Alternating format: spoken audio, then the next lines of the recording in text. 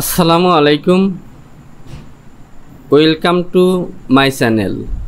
Dear subscriber, যে দুটি picture দেখতে পাচ্ছেন লোনের ফন্ট এবং ব্যাক, ইতিমধ্যে প্যাটার্ন তৈরি করে আমি আপলোড করে দিয়েছি।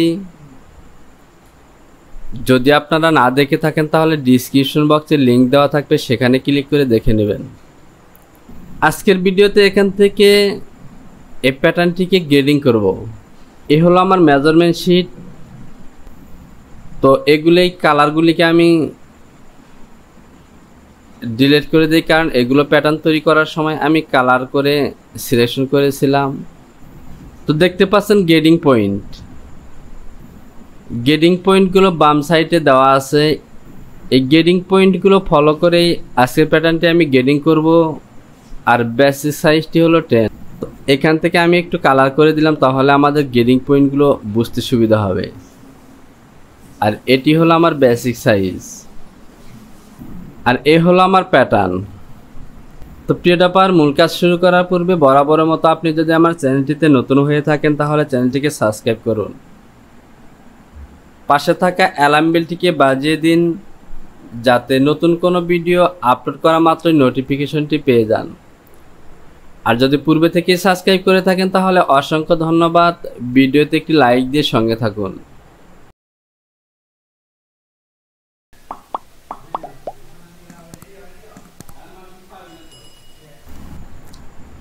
এখান থেকে লক্ষ্য করুন, ব্যাক ফন্ট এবং ফন্টের সিম আছে।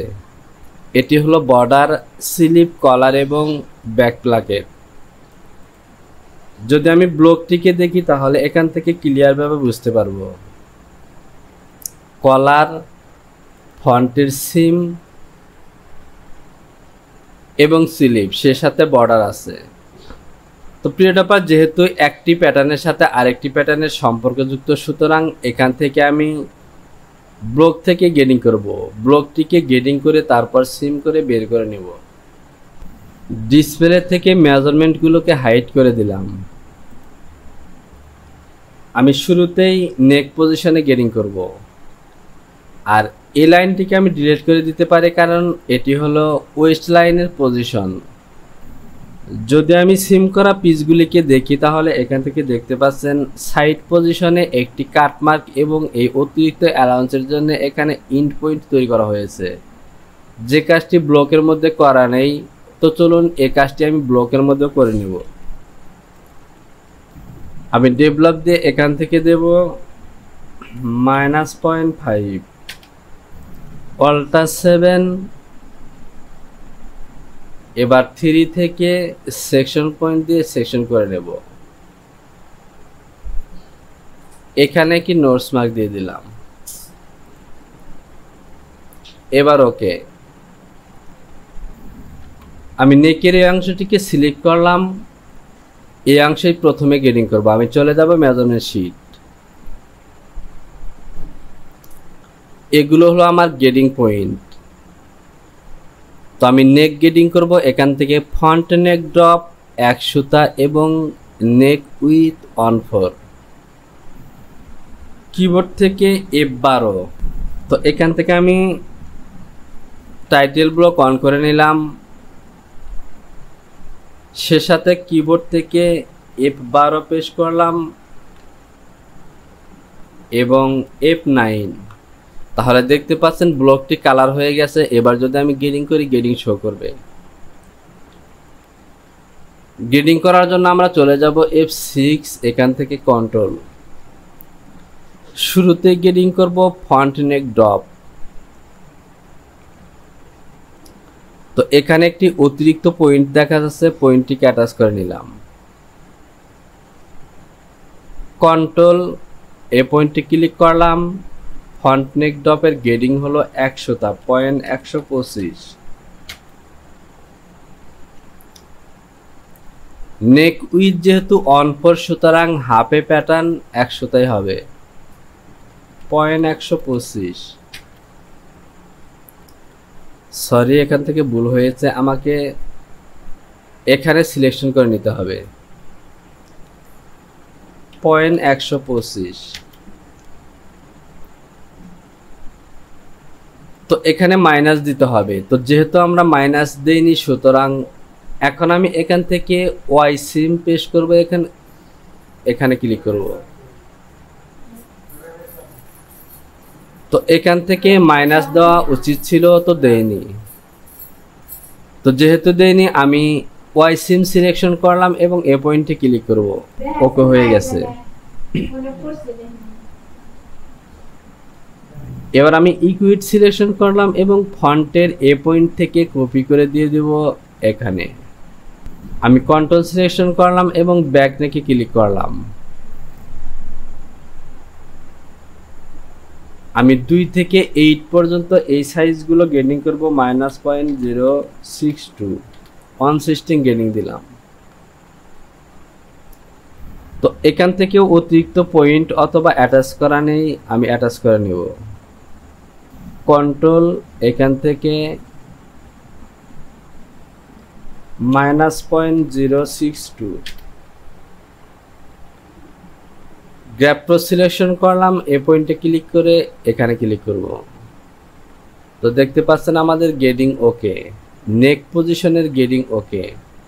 আর এই যে পয়েন্টগুলো আছে, এই পয়েন্টগুলোতে গেডিং করার জন্য এখান থেকে কপি করে দিয়ে দেব। তো দেখতে পাচ্ছেন ওকে। এবার চলে যাব আমি শোল্ডার পজিশনে। এ হলো শোল্ডার পজিশন। নেক উইথ এবং ফ্রন্ট নেক ড্রপ ওকে, এই দুটিকে আমি কালার করে দিলাম। এবার হলো শোল্ডার, শোল্ডার টু শোল্ডার 3-4, তাহলে এক সাইডে হবে 3 সুতা। ক্লিক করলাম, এখানে টাইপ করব ওয়াই এর ঘরে 0.375, যেহেতু উপরের দিকে, আর ডাউন সাইডে হলে অবশ্যই মাইনাস হতো। সে সাথে লেন্থের দিকে এখানে দেব আমি -0.05। তাহলে দেখতে পাচ্ছেন মোটামুটি একটি লেভেলে চলে আসলো। অথবা এখান থেকে আমি -0.06 দিলাম। ওকে,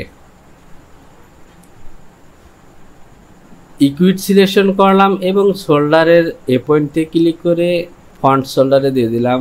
ওকে, এবার দেখতে পাচ্ছেন এখানে সিম আছে, এ পজিশনে মিট করতে হবে। গ্যাপও সিলেকশন করে এখান থেকে এখানে ক্লিক করলাম। তো গেটিংগুলো মোটামুটি হয়ে গেছে। আমি ওয়াই সিম সিলেকশন করে এখান থেকে এখানে দিয়ে দেব। তো দেখতে পাচ্ছেন গেটিং হয়ে গেছে। আমি যদি কন্ট্রোল দিয়ে এখানে সিলেকশন করি, তাহলে এখানে 2 সুতার একটু কম গেটিং হয়েছে। তো এখান থেকে আমি গেটিং দেব 360.188। তাহলে এখান থেকে দেখতে পাচ্ছেন লাইনগুলো একটু আঁকাবাঁকা হয়ে গেল। তো এগুলো আমাদেরকে ঠিক করে নিতে হবে। আমি ইকুইট দিয়ে এখান থেকে এখানে দিয়ে দিলাম। কন্ট্রোল সিলেকশন করলাম, এখানে ক্লিক করলাম। এই পিসগুলোকে একটু লেন্থের দিকে বাড়াতে হবে। এই সাইজগুলো -0.03 দিলাম, -0.02 আর একটু দিতে হবে, -0.015। এবার দেখতে পাচ্ছেন ওকে। এটিকে সিলেকশন করে ইকুইট দিয়ে এখান থেকে দিয়ে দিলাম। ওকে,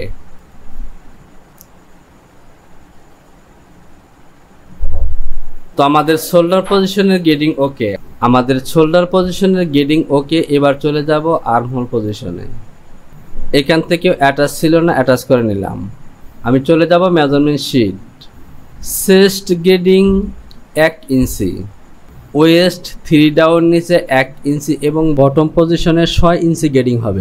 এই তিনটিকে কালার করে নিলাম। আমাদের ওয়ান সাইডের গেটিং হবে হাফ। কন্ট্রোল চেস্ট পয়েন্টে ক্লিক করলাম, এখান থেকে দেব 0.5। আমাদের আরেকটি মেজারমেন্ট দেখতে হবে আর্ম হোল। হাফ আর্মহোল 38, তাহলে এখান থেকে দেব আমরা -0.375, তাহলে দেখতে পাচ্ছেন ওকে। এবার গ্র্যাপও সিলেকশন করব এবং এ পয়েন্টে ক্লিক করে এটি হলো ফন্ট শোল্ডার। তো দেখতে পাচ্ছেন ফন্টের গেডিংগুলো হয়ে গেছে। এবার ব্যাক শোল্ডার থেকে ওকে, আমাদের গড় গেডিংগুলো এখানে হয়ে গেছে ওকে। এবার যদি এখান থেকে স্প্রেডশিটটি অন করি, লেথেন সিলেকশন করলাম, সাইজগুলোকে সিলেকশন করলাম, লেন্থ এবং এ হলো আর্ম, এটি হলো ফন্ট। তাহলে আমাদের কার্ভ মেজারমেন্ট, আর আমাদের মেজারমেন্টটি 300টা গেডিং হবে স্ট্রেট। আমি যদি স্ট্রেট মেজারমেন্ট শো করি তাহলে বেজিয়ার দিয়ে একটি লাইন টেনে দিলাম,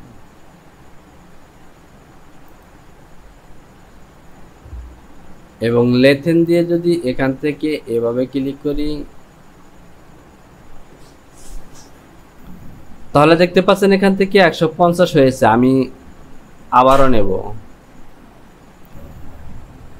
F8 লেথেন সিলেকশন করলাম, এভাবে নেব, তাহলে দেখতে পাচ্ছেন এখান থেকে কিন্তু 300টা গেডিং হয়নি। তো আমাদেরকে গেডিং পয়েন্ট বাড়াতে হবে। তো প্রিয় ডপার, বিশেষ কারণবশত আজকের ভিডিওটিকে আমি এখানে শেষ করলাম। গেডিংয়ের বাকি অংশগুলো আমি আরেকটি ভিডিওতে দেখাবো। ভিডিওতে লাইক করুন, কমেন্টস করুন এবং কোথাও বুঝতে সমস্যা হলে অবশ্যই কমেন্টস বক্সে কমেন্টস করে জানাবেন। শীঘ্রই পরবর্তী অংশ নিয়ে চলে আসবো। সে পর্যন্ত ভালো থাকুন। সবার জন্য শুভকামনা। আল্লাহ হাফিজ।